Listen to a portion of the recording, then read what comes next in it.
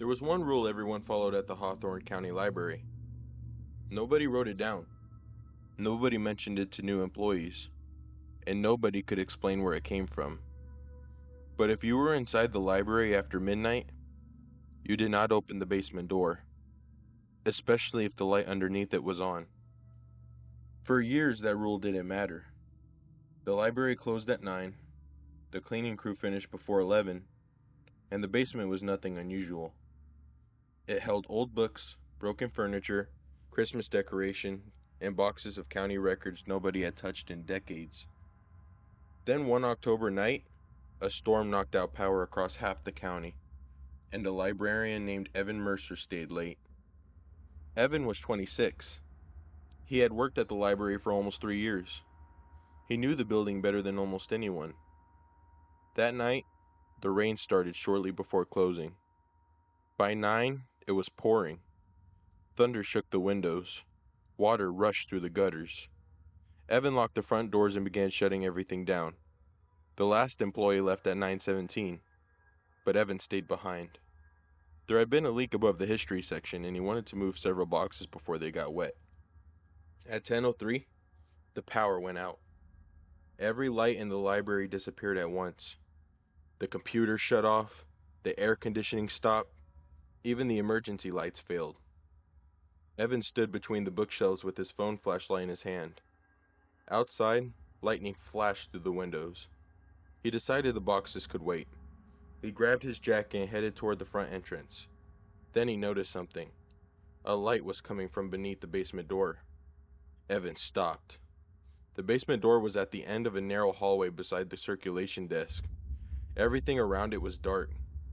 But beneath the door, a thin line of yellow light stretched across the floor. Evan stared at it. The entire building had lost power. He checked his phone. No service. Another flash of lightning filled the library. The yellow light remained. Evan walked toward the door. When he was about 10 feet away, someone knocked from the other side. 3 slow knocks. Evan froze. The basement had no outside entrance. There shouldn't have been anyone down there. He called out, "Hello?" Nothing answered. He stepped closer. "Is someone down there?" This time, a woman answered. She asked Evan. He recognized the voice immediately. It belonged to Margaret Ellis, the head librarian, his boss. Evan almost opened the door. Then he remembered something. Margaret had left work 6 hours earlier. She was visiting her daughter in Columbus. Evan backed away. The voice came again. "Evan, open the door." He said nothing. The handle slowly turned. Once, then stopped. She asked Evan again. The voice sounded frightened. "Please." He pulled out his phone and called Margaret. The call failed. No service. Behind the door, Margaret began knocking again. "Evan, please open it," she said. He backed into the circulation desk. Then the voice changed. It became deeper. Not dramatically, just enough that it no longer sounded quite right. She said Evan again. He ran. He crossed the library and reached the front entrance. He unlocked the deadbolt, pulled the door, but it wouldn't open. He tried again. Nothing. The lock had released, but the door felt as though someone were holding it shut from the outside. Evan slammed his shoulder against it. The door didn't move. Behind him, the knocking stopped. The library became completely silent. When he heard the basement door open, Evan turned around. The hallway was empty. The basement door stood slightly open. Yellow light spilled across the carpet. He could see the first few steps leading downstairs, but nothing else. Evan should have stayed where he was. Instead, he walked toward it. He didn't know why. Maybe because he thought there had been an explanation. A backup generator, a trapped maintenance worker, something. Anything. He reached the doorway. The basement stairs descended farther than he remembered. Much farther. Evan had been down there dozens of times. There were 17 steps. He knew because the staircase was steep, and he'd counted them while carrying boxes, but now, the staircase continued beyond the beam of his flashlight. 20 steps. 30. 40. Evan stood at the top. The yellow light came from somewhere below. Then he heard something that frightened him even more than Margaret's voice. People whispering. Dozens of them. Maybe hundreds. All coming from downstairs. Evan slammed the basement door shut. Immediately, every light in the library came back on. The computers restarted. The emergency exit sign glowed red. Even his phone regained service. Evan didn't wait. He unlocked the front entrance. This time it opened. He ran into the rain. The following morning, Evan told Margaret everything. She didn't laugh. She didn't tell him he'd imagined it. Instead, she asked one question. Did you go downstairs? Evan said no. Margaret looked relieved. Then she told him something she'd never mentioned before. The library had been built in 1948, but another building had occupied the property before it. The Hawthorne County Children's Home, an orphanage. It burned down in December of 1936. 29 people died. Most were children. According to the official report, the fire started in the basement. But Margaret had found something strange while researching the property years earlier. The orphanage did not have a basement. Evan thought he had misunderstood her. Margaret repeated herself. There was no basement beneath the original building. Not on the blueprints. Not in the photographs. Not in the construction records. Yet 3 survivors of the fire claimed the same thing. They said the smoke came from a staircase beneath the kitchen. One survivor said people had been screaming downstairs. Another claimed she saw children walking into the basement before the fire began. The third survivor was only 8 years old. When investigators asked him what beneath the building, he answered, another house. After that night, Evan refused to work alone. For several months, nothing happened. Then one afternoon in January, a little boy disappeared inside the library. His mother had been reading while he played in the children's section. She looked away for less than a minute. He was gone. Employees searched everywhere. Bathrooms, closets, offices, the parking lot. Then someone heard crying from the basement. Evan was there when they opened the door. The staircase was normal, 17 steps. They found the boy sitting at the bottom. He wasn't hurt. He wasn't even particularly frightened. His mother grabbed him. Evan asked why he'd gone downstairs. The boy looked confused. I didn't. Evan crouched beside him. Then how did you get down here? The boy pointed toward the far wall. There was another library. Nobody spoke. The basement wall was solid concrete. Evan asked what he meant. The boy said he'd followed another child between 2 bookshelves. There had been a door. On the other side was another library. He said it looked exactly like theirs, except everything was old. The lights were yellow. The books had no words inside them, and there were people everywhere. Evan asked what people. The boy looked toward the concrete wall. People waiting. For what? The boy shrugged. When he said something Evan never forgot. They said they were waiting for somebody upstairs to open the door. The library closed for 3 days.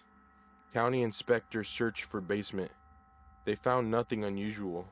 No hidden rooms, no tunnels, no structural problems. Life eventually returned to normal. Until October, exactly 1 year after Evan's night alone. At 11:52 p.m., the library security camera sent Margaret an alert. Movement detected inside. Police arrived 12 minutes later. The building was locked, No windows were broken, no doors were open, and nobody was inside. But the security cameras had recorded something at 11:57. The basement door opened. Nobody came through it. For almost 2 minutes, the camera showed only the open doorway.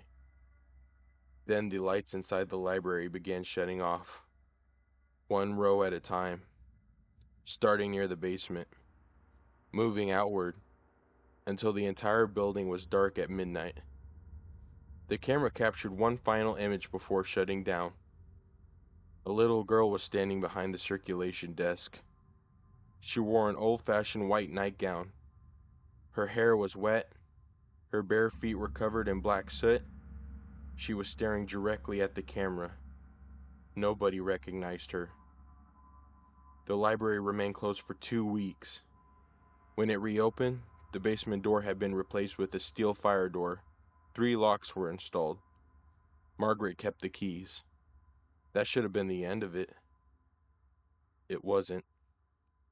Because employees began finding books on the shelves that didn't belong to the library. They had no barcodes, no publisher information, no titles, and every book was identical. Gray cover, blank pages. At first, they found 1, then 3, then 11. Margaret ordered the employees to throw them away. The books returned the next morning, always in different places.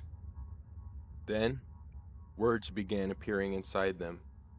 Names. 1 name per book. Most meant nothing to the employees, until Evan found his. He opened a gray book while reshelving returns. On the first page was written, Evan Mercer. The second page contained a date, October 14th. That was the following day. The third page contained 4 words. He opens the door. Evan dropped the book. He told Margaret he wasn't coming to work the next day. Margaret agreed. She would close the library early on October 14th. By 6 o'clock, the building was empty. At 11:46 that night, Evan woke up in his bedroom. Someone was knocking. 3 slow knocks. He sat up. The sound came again. Not from his bedroom door, from underneath him. 3 knocks, directly beneath the floor.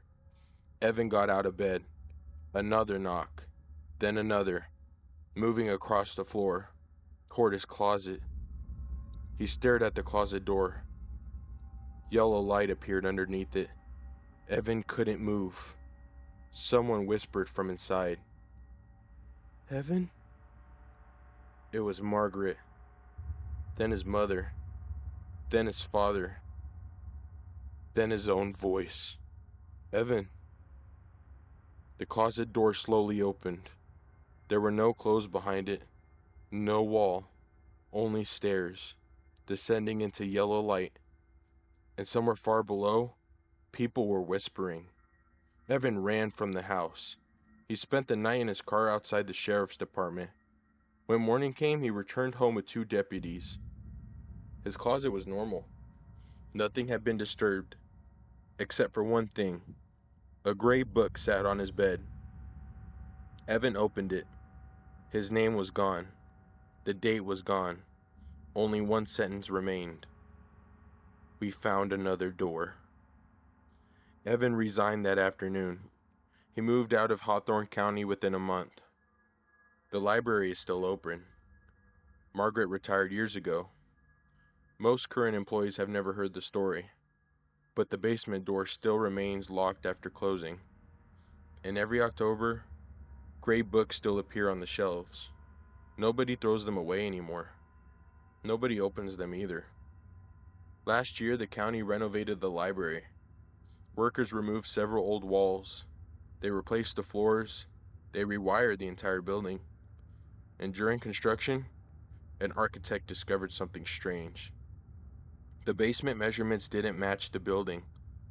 According to the original plans, the basement should be 48 feet long. Inside, it measured 53. They checked again. Same result. 5 extra feet. There was no room accounting for the difference. The architect assumed the old blueprints were wrong, until a worker noticed a hollow sound behind the far concrete wall. They drilled a small hole through it. Behind the wall was empty space. The county ordered them to stop. The hole was sealed, and construction continued.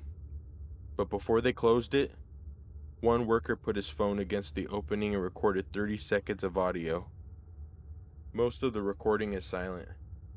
For 27 seconds, nothing happens. Then near the end, you can hear children laughing, a dog barking, plates clinking, and hundreds of people whispering somewhere far away. Then a little girl speaks directly beside the microphone. She says, "That's not the door." There's a pause. Then she whispers, "The door is upstairs." The recording ends. No one knows what she meant, but there's something the library staff doesn't tell visitors. The basement light hasn't worked since 2019. The bulb was removed. The wiring was disconnected. There isn't even electricity running to that hallway anymore. And yet, every few months, someone staying late notices a thin line of yellow light beneath the basement door. Usually they leave. Usually. The light eventually disappears. But if you ever see it, and someone on the other side starts knocking, don't answer. Don't ask who's there. And whatever voice you hear, don't believe it. Because the people downstairs aren't trying to get you into the basement. They're trying to find out which door leads to where you are.